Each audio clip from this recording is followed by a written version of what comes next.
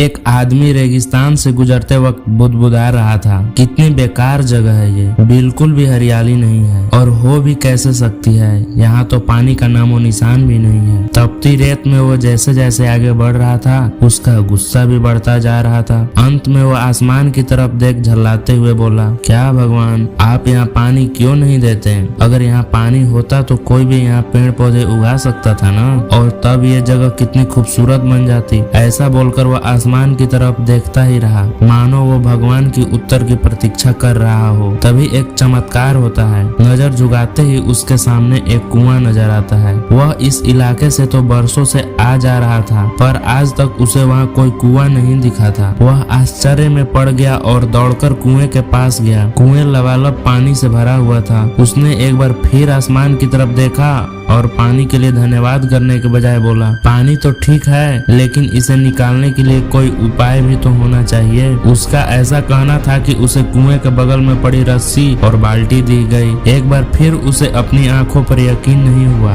वह कुछ घबराहट के साथ आसमान की ओर देखकर बोला, लेकिन मैं ये पानी ढोऊंगा कैसे? तभी उसे महसूस होता है कि कोई उसे पीछे से छू रहा है। पलटकर देखा तो एक ऊंट उसके पीछे खड़ा था। अब वह आदमी एकदम घबरा जाता है। उसे लगता है कि कहीं वो रेगिस्तान में हरियाली लाने के काम में न फंस जाए, और इस बार वो आसमान की तरफ देखे बिना तेज कदमों से आगे बढ़ने लगता है। तभी उसने 2-4 कदम ही बढ़ाया था कि उड़ता हुआ पेपर का एक टुकड़ा उससे आकर चिपक जाता है। उस टुकड़े पर लिखा होता है, मैंने तुम्हें पानी दिया, बाल्टी और रस्सी भी दी, पानी ढोने का साधन भी दिया। अब तुम्हारे पास वो हर चीज है जो तुम्हें रेगिस्तान को हरा भरा बनाने के लिए चाहिए। अब सब कुछ तुम्हारे हाथ में है। आदमी एक क्षण के लिए ठहरा, पर अगले ही पल वह आगे बढ़ गया और रेगिस्तान कभी भी हरा भरा नहीं बन पाया।